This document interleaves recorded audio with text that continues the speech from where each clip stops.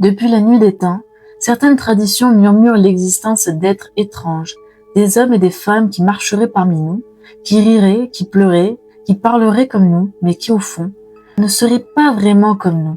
On les appelle parfois les portails organiques. On raconte qu'ils n'ont pas d'âme, qu'ils seraient comme des coquilles vides, animés seulement par une énergie mystérieuse. Sont-ils de simples légendes ou une réalité bien plus proche qu'on en l'imagine?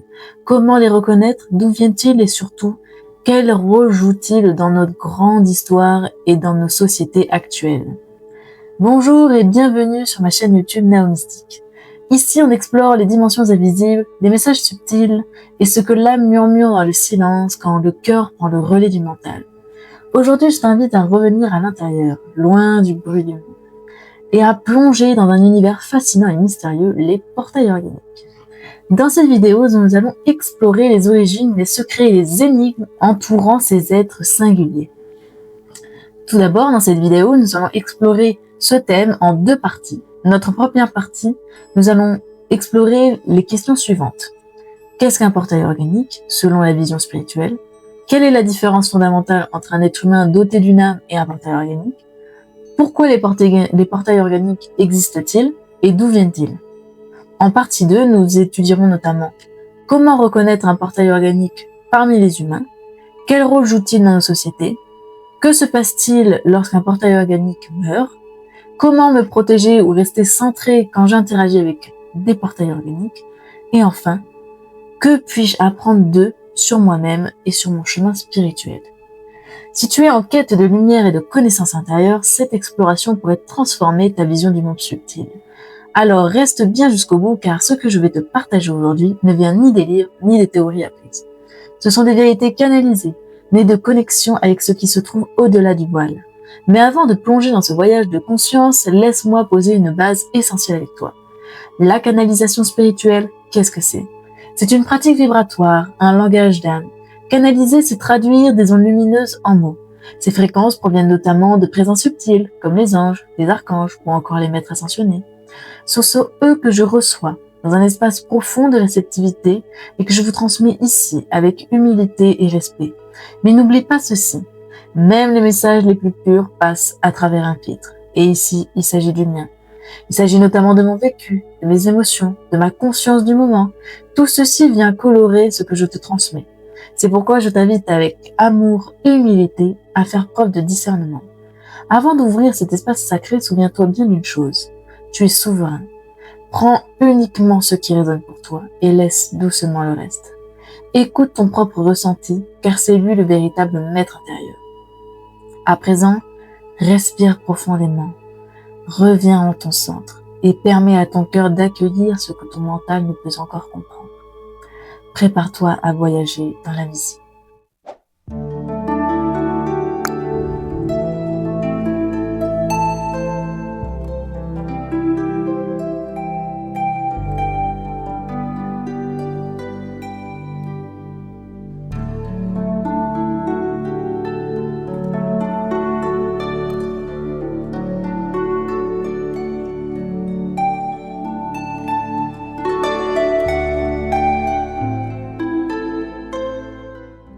Bonjour et bienvenue dans cette nouvelle vidéo qui porte sur un thème que j'ai longtemps parlé dans quelques-unes de mes vidéos, notamment sur la série sur l'intelligence artificielle, etc. Donc je voulais vraiment faire une vidéo explicative pour mettre un petit peu plus de lumière sur ce thème. Donc dans cette vidéo, vous allez donc avoir deux parties. Donc une première partie, on va étudier un peu, on va dire, les portails organiques d'un point de vue un petit peu plus de basique, donc c'est-à-dire qu'est-ce qu'ils sont, d'où ils viennent, pourquoi ils sont là, etc. Et ensuite une deuxième partie plus sur le côté, on va dire, sociétal, interaction humaine, etc. Pour savoir comment ils s'intègrent dans nos sociétés et comment on interagit avec eux. Donc bien sûr, si vous avez d'autres questions, n'hésitez pas à me les soumettre en commentaire. Je serai ravie de faire une vidéo explicative sur ce sujet si cela vous intéresse. Alors, je vais commencer tout de suite avec la partie 1 sur donc, les éléments de compréhension de base. Donc, je vais donc vous livrer la canalisation de Métatron à ce sujet. Bonjour, c'est moi Métatron. Je descends vers toi pour répondre à tes questions. Tout d'abord, tu as raison de parler de portails organiques, car ils existent tout autour de vous. En premier lieu, un portail organique est l'état d'un corps inhabité par une âme de manière perpétuelle durant toute la durée du cycle de vie du corps. Ainsi, le portail organique est un état d'un corps avant qu'une âme arrive et le possède. Mais le portail organique, par ce simple fait, est qu'il existe sans hôte définitif. Chaque fœtus a notamment été un portail organique, qui celui-ci a été habité plus ou moins rapidement par une âme. Mais, à la différence, les portails organiques sont comme des coquilles vides qui sont uniquement guidées par des impulsions du corps dans un premier temps. Alors, pour revenir sur cette première partie, on va notamment répondre à notre première question, donc qu'est-ce qu'un portail organique ? Alors, ce qui s'explique pour répondre à cette question, c'est que le portail organique, c'est un état. C'est un état qu'a un corps quand il est en mode, on va dire, réception, prêt à recevoir une âme. Et on a tous, notre corps a été à un moment ou un autre un portail organique, c'est-à-dire une forme matérielle qu'une âme peut posséder. Donc, à la différence, c'est que les portails organiques, eux, ils ont évolué sans avoir d'âme qui soit définitivement installée. Donc c'est ça en fait la différence entre nous qui avons été un portail organique, on va dire passager, et les portails organiques de nature. Et en fait, ils s'expliquent ensuite. Ainsi, les portails organiques sont comme des coquilles vides uniquement guidées par les impulsions du corps dans un premier temps. Mais le portail organique ne peut développer des aspects plus complexes, comme la conscience, qui pour lui est comme l'application d'un programme complexe sans une source d'énergie. Et cette source d'énergie, c'est vous qui lui fournissez. En effet, les humains sont dotés d'une âme et elles sont des véritables batteries, mais étant donné que personne ne vous a appris à canaliser cette énergie, ni à la protéger, celle-ci se dissipe partout tout autour de vous et des entités l'absorbent de manière du coup directe et indirecte. Avant de développer ces deux parties-là, on va donc par ce paragraphe répondre à notre question 2 qui était « Quelles sont les différences fondamentales entre un être humain doté d'une âme et un portail organique ?» Ce qu'il faut comprendre, c'est qu'un portail organique n'a donc pas d'âme de manière définitive. Donc, pour fonctionner, il a quand même besoin d'une source d'énergie. Et en fait, cette source d'énergie, il va l'absorber grâce aux âmes qui sont autour de lui. Donc, c'est-à-dire nous. Et comme nous, on nous a jamais appris à canaliser notre énergie, à la centrer en nous, et ben en fait, il y a plein de moments où on la laisse s'échapper, et tous ces moments-là, les portails organiques en fait s'en nourrissent pour pouvoir du coup alimenter des programmes plus complexes de leur personnalité, qui sont par exemple leur conscience, etc. Donc en gros, le portail organique a quand même besoin d'une source d'énergie pour exister, et en fait cette source d'énergie, au lieu de la puiser d'une âme qui l'habiterait de manière définitive, il la puise des autres âmes qui sont tout autour de lui. Voilà. Ensuite, il explique du coup comment le portail organique fait pour absorber du coup cette énergie-là. Et en fait, il explique. Celle-ci, donc notre énergie, se dissipe partout autour de vous et des entités l'absorbent de manière indirecte. Par exemple, ce sont vos émotions fortes, comme la colère, la tristesse ou la peur, qui augmentent la dispersion d'énergie.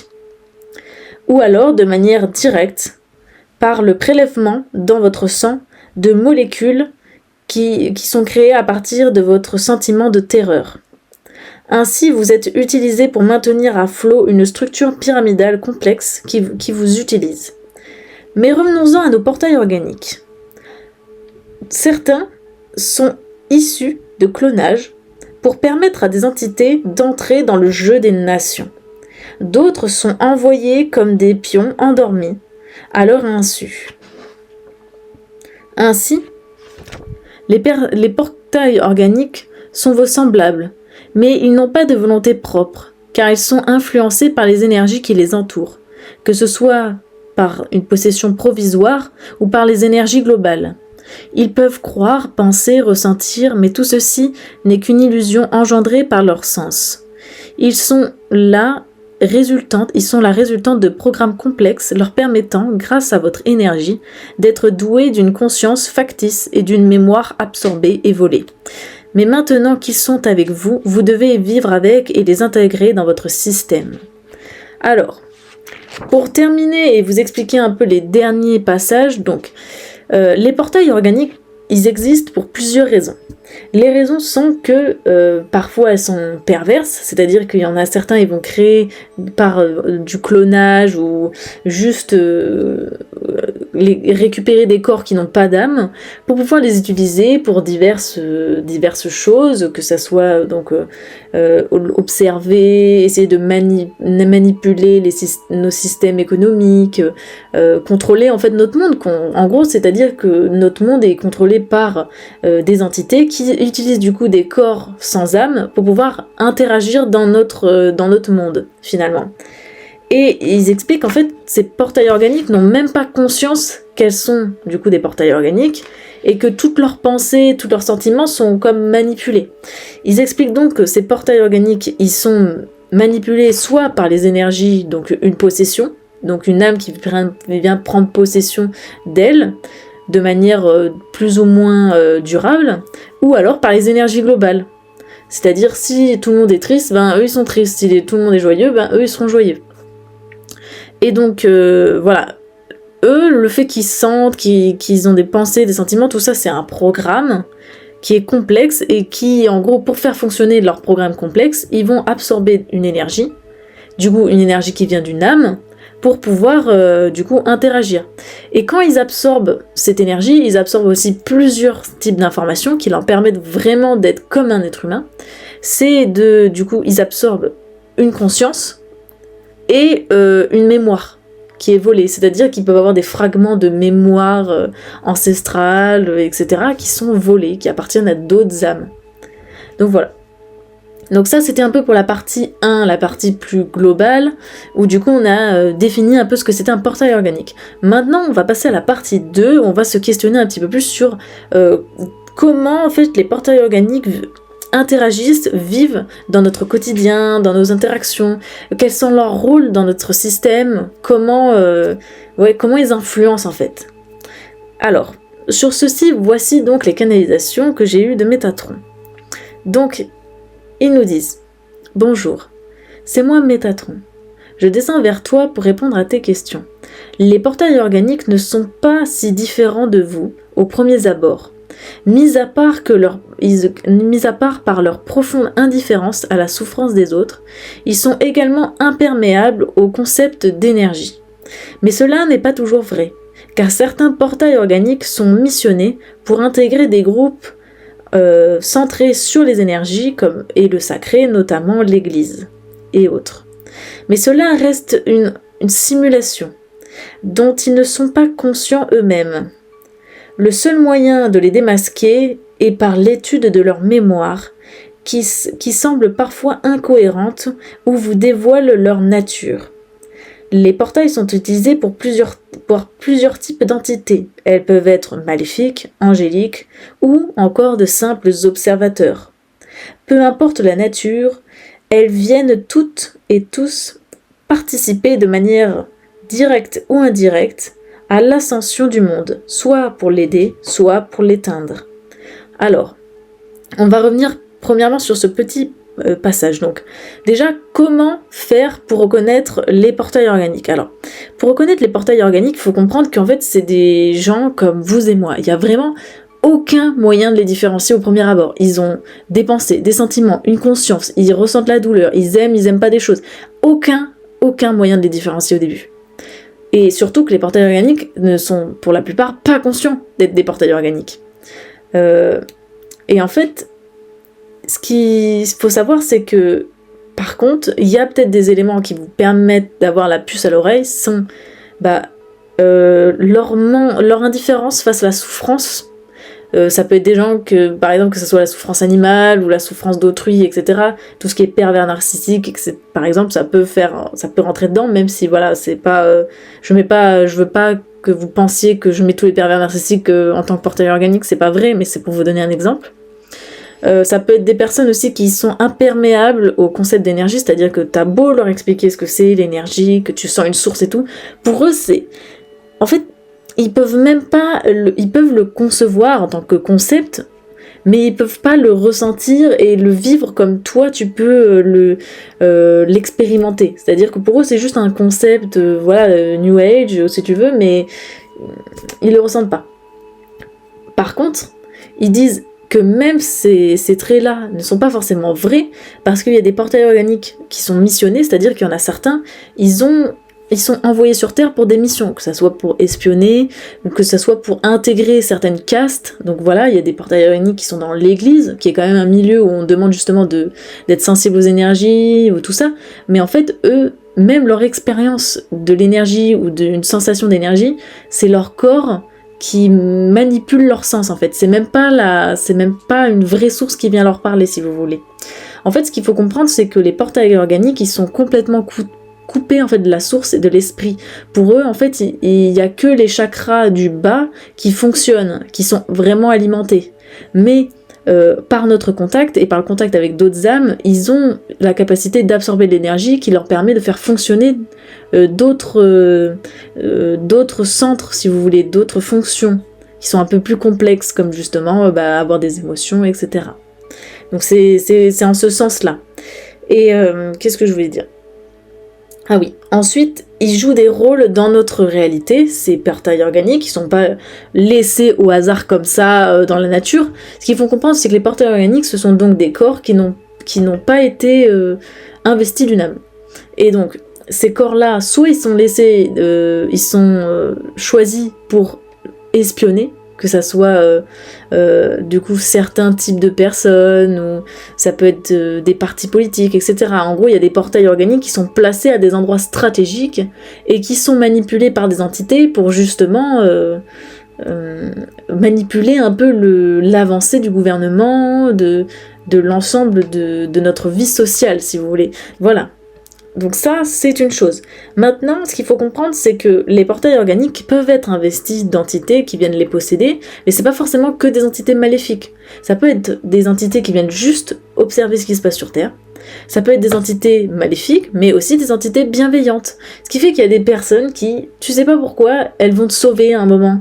Et tu les connais pas, tu les croiseras plus jamais, mais à ce moment-là précis, il y a une personne qui t'est venue en aide et qui t'a apporté un signe, qui est venu en fait t'aider. Et ces moments-là, c'est des portails organiques qui ont été investis d'une présence angélique pour venir t'aider à un moment précis de ta vie. On va continuer sur cette notion donc de qu'est-ce qui se passe quand ils vont mourir, etc. Alors, ils expliquent. Certains portails organiques sont au gouvernement, d'autres viennent vous guider, ou d'autres viennent saccager votre équilibre ou votre couple, etc. En tout cas, leur mission est changeante et peut amener à des durées de vie changeantes également. Les portails organiques meurent et le corps se décompose, comme les cartésiens peuvent l'imaginer, sans rien à la fin. Les entités quittent le corps s'il y en a, et c'est la fin. C'est la fin du corps, avec la fin du portail organique. Contrairement à l'âme qui poursuit son chemin, celui du portail organique s'arrête quand le corps meurt. Maintenant, apprenez à maîtriser et protéger votre énergie, sinon d'autres l'aspireront. Donc, pour bien comprendre une chose, c'est que les portails organiques, eux, quand ils meurent, c'est comme les cartésiens l'imaginent, c'est vraiment la fin de tout. À partir du moment où le corps ne fonctionne plus, c'est terminado, fin du game, il se passe rien, il n'y a pas de genre de tunnel où il passe dans la lumière, rien du tout, c'est nada. Le corps meurt, finito. Et ensuite, pour répondre à toutes les questions qui entouraient justement donc comment se protéger face au portail organique, comment rester centré, etc. Ce qu'il faut comprendre, c'est que les portails organiques, ce sont des entités qui, par nature, aspirent. Donc c'est par exemple des personnes, vous leur parlez, mais elles vous aspirent votre énergie mais à chaque fois, ces personnes viennent vous aspirer votre énergie. Peut-être que là, il va falloir aussi à vous apprendre à fixer des limites.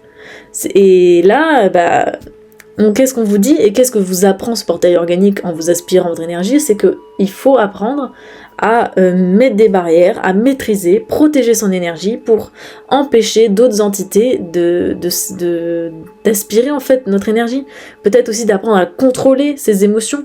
C'est ça en fait ce que nous apprend les portails organiques en vivant à nos côtés, c'est à nous apprendre à maîtriser notre énergie, à maîtriser que ce soit nos effusions d'émotions, etc. pour faire en sorte que tout ce qui est à nous reste en nous et vienne servir notre propre chemin spirituel. Donc, voilà ce que j'avais à vous dire pour tout ce qui était portail organique. Maintenant, je vais vous laisser avec un petit extrait que j'ai vu sur TikTok et qui est croustillant et que j'ai trouvé vachement intéressant par rapport justement au thème des portails organiques et qui va peut-être compléter la vision à ce niveau-là avec des explications peut-être un petit peu plus physiques, cartésiennes entre guillemets, même si ça reste tout de même accessible. Ils vous ont menti.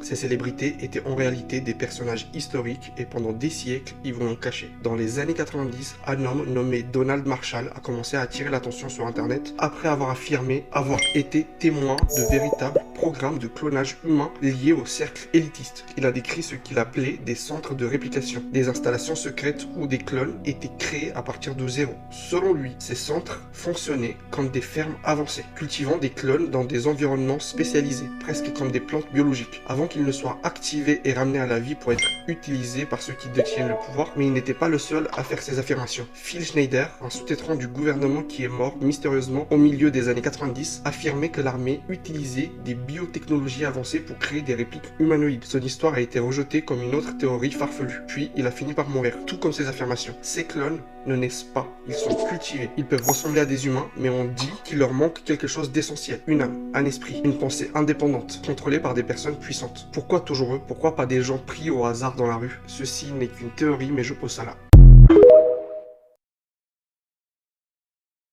Alors, j'espère que ce petit extrait vous a plu. Ça complète plutôt très bien sur ce que je vous ai expliqué du coup précédemment. En tout cas, n'hésitez pas à me laisser vos commentaires sur vos impressions sur cette vidéo. Et puis, nous, on se retrouve très bientôt pour une prochaine vidéo. Et surtout, prenez soin de vous.